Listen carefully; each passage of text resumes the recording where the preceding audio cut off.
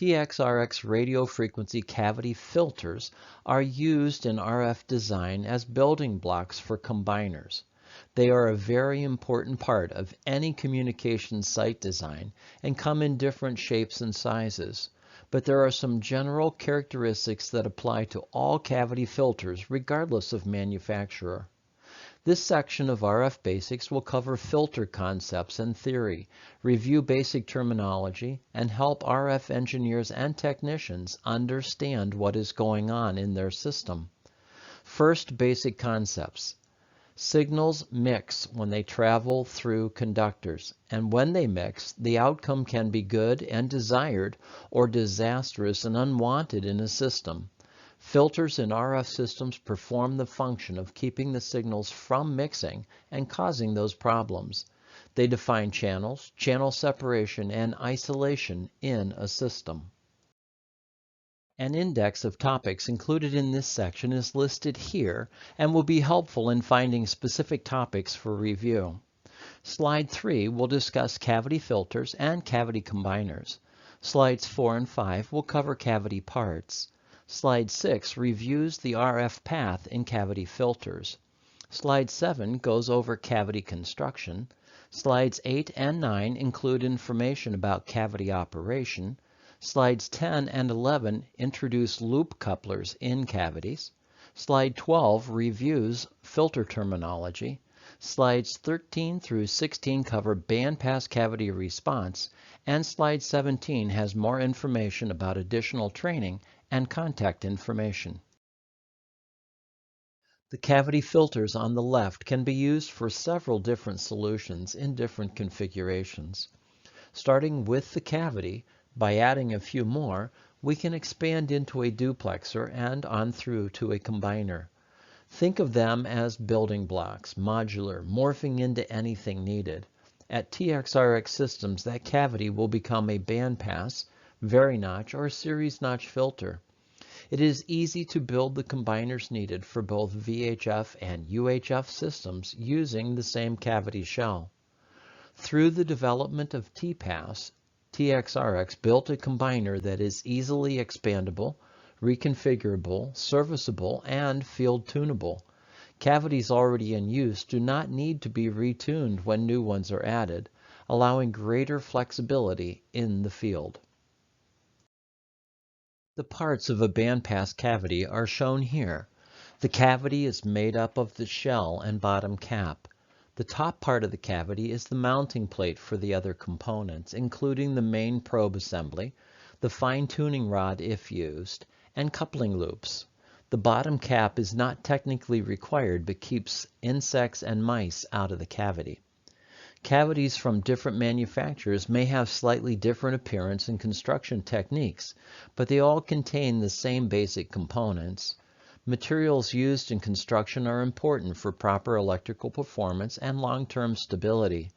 Newer versions of cavity filters and combiners have been and are being developed, but the physics and operation of cavity filters remains the same. Cavity size or length is proportional to the frequency wavelength of the signal going through the cavity, with the frequency that the cavity is tuned for going through with lower loss than other frequencies. The parts of a TXRX cavity filter are attached to the top mounting plate of the cavity. With the outer shell removed, it is easy to see how the parts fit together, showing the relationship of the center probe, loops, tuning rod, and compensation tower to each other.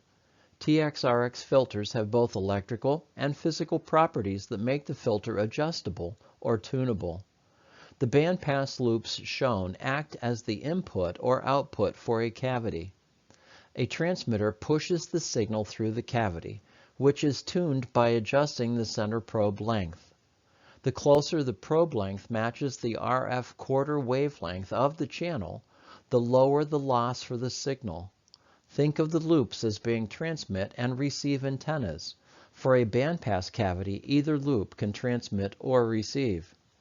Filter stability during temperature changes is vitally important. When RF passes through the cavity, the filter expands due to heating, changing the frequency of the filter.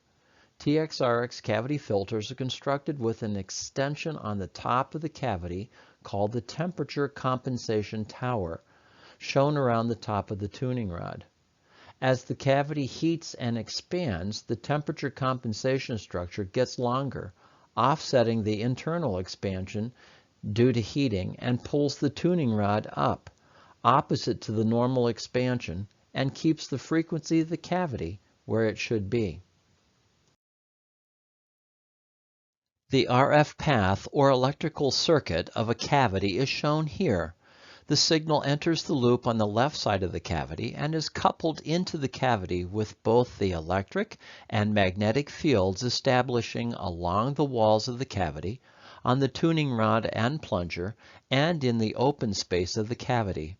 When 1/4 of the RF signal wavelength is equal to the tuning rod length, the cavity will be at resonance, and the signal will pass through with the lowest loss. The fields set up an equal distance down the cavity walls and tuning rod surface. The fields then induce the signal into the output loop.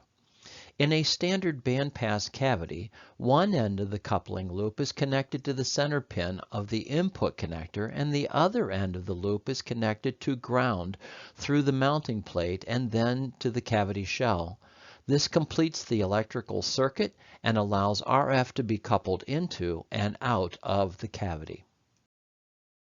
The parts of the cavity and their functions are shown here. Cavity filters are made up of the cavity shell, a plunger attached to a tuning rod, and coupling loops. The tuning rod and plunger assembly are used to adjust tuning rod length and the frequency of the cavity. Pushing the rod down lengthens the center rod and lowers the resonant frequency of the filter. Pulling the rod up shortens the rod and raises the frequency of the cavity. A second fine tuning rod is provided on some cavity filters for more accurate adjustment. RF energy enters and leaves the cavity through the coupling loops as discussed. The tuning rod on this cavity has been pulled up to its shortest length, shortening the rod inside the cavity and causing the cavity to be resonant at the highest frequency within its tuning range. As in all things RF, the higher the frequency, the shorter the component, just like antennas.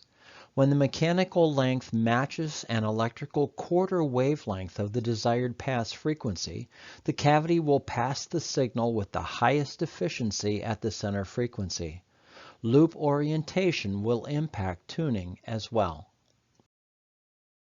With the tuning rod pushed down to its lower limit, the center probe is at maximum length, and the cavity is set to the lowest frequency in its tuning range. The amount of length adjustment of the center probe will determine the overall tuning range of the cavity from the highest to the lowest frequency. A second tuning rod is also shown and is the fine-tuning assembly which allows for more precise tuning of the cavity. Not all cavity filters have a fine-tuning adjustment rod, so care must be taken when using the main tuning assembly. With a slight amount of practice using a signal source and the proper test equipment, tuning will become easier. Many tuners find it works well to pull the rod up and then tap it down with a screwdriver handle, tapping gently to get the cavity tuned to where it needs to be. The first step in tuning is setting the center frequency. Changing coupling loops changes the response of a filter. Loops will be covered more completely in the next section, but 3 types of TXRX loops are shown here: the bandpass loop, the vari-notch loop, and a series notch loop. An example of the filter response of each is shown, and each will be used for specific applications. The cavity itself stays the same throughout, only the loops are changed. The first example given is a bandpass loop, and when placed in the cavity it becomes a bandpass cavity. The loop has a single connector on it. The response is a simple bell curve as seen on many filters, with the least amount of rejection or loss at the peak of the curve and more attenuation or reflection off-center. 2 loops are used for each bandpass cavity.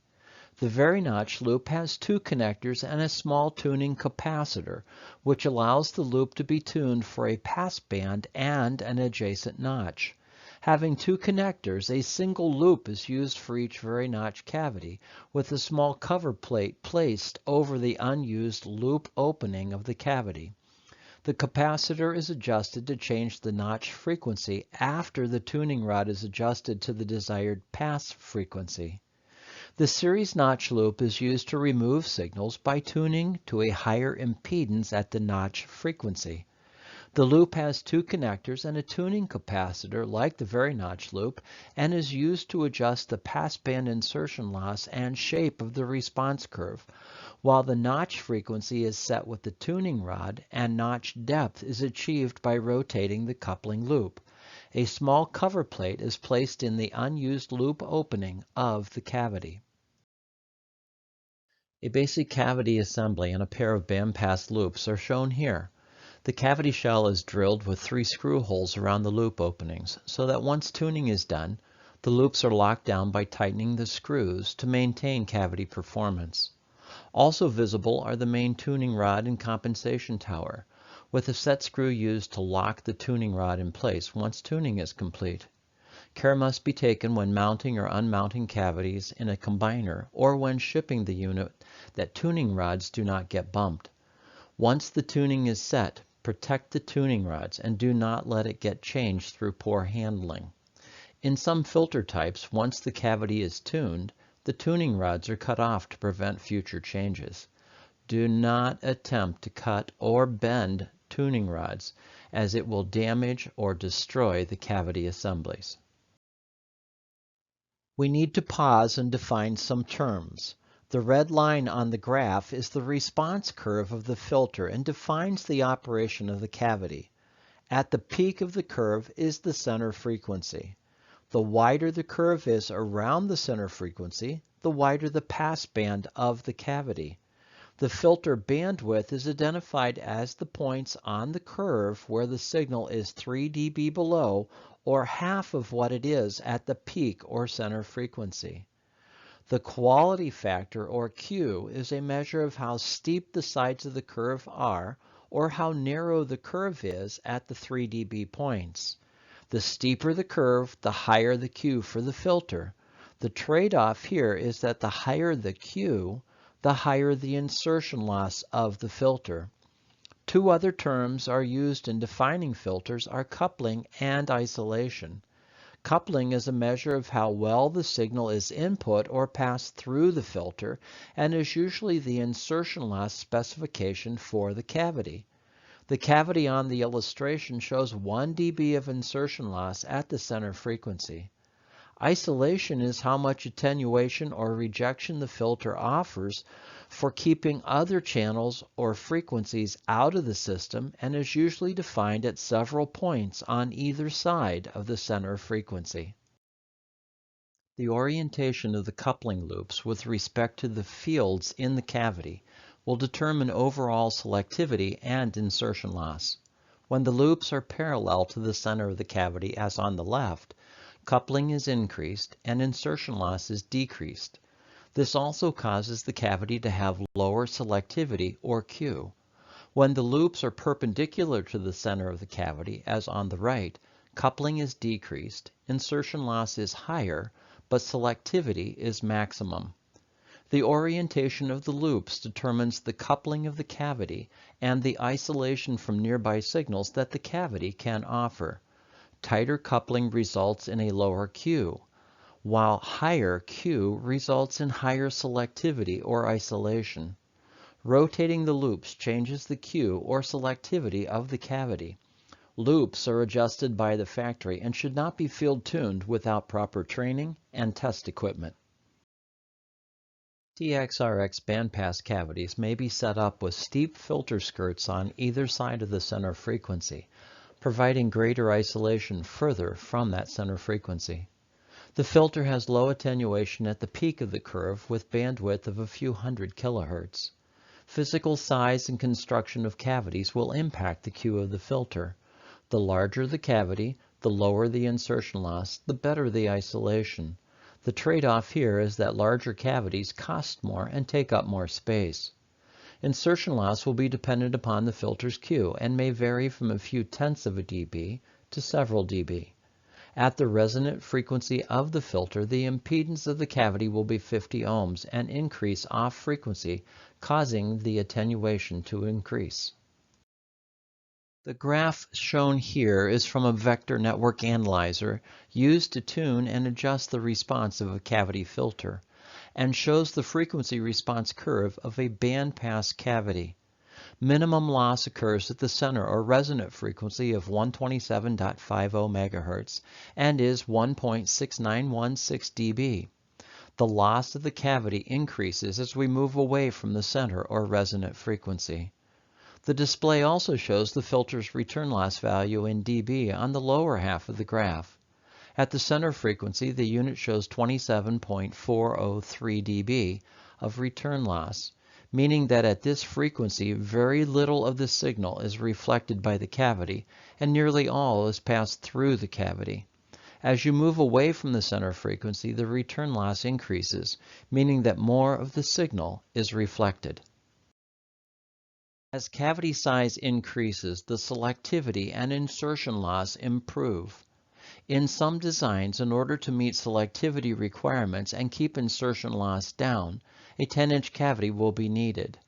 The markers on the top curves show that the 10-inch filter on the left has 2.3861 dB of insertion loss at 461.807 MHz, while the 8.5-inch cavity has 2.635 dB at the same frequency, nearly 0.3 of a dB improvement in insertion loss using 10-inch cavities.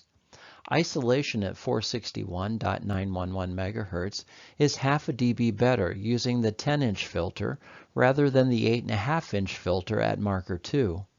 Marker 3 on the top of the graph shows 12.148 dB of insertion loss at 462.009 MHz using a 10-inch filter, while the 8.5-inch cavity shows 11.394 dB of insertion loss at that same frequency, nearly 0.8 of a dB improvement. While this might not seem like much, when the design engineer for the system is scraping for every tenth of a dB and he or she can finally meet coverage requirements, it may be a perfect solution. Thank you for being part of this training module, for inquiring about TXRX systems and services, and for being part of our technical community.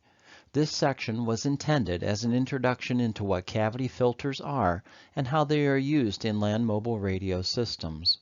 More training modules are available in support of this and other topics specific to products manufactured by TXRX systems. The material is available in short versions and in longer half-day, full-day, and two-day classes. Visit our website at txrx.com for more information. Titles and topics are being added weekly, so please come back often to see what is available. Classes are available at TXRX Systems 8625 Industrial Parkway, Angola, New York, or if your group or shop is large enough, we will bring the training to you. Please call 716-549-4700 to discuss fees and scheduling. Again, thank you for being part of this presentation, and we do invite you back.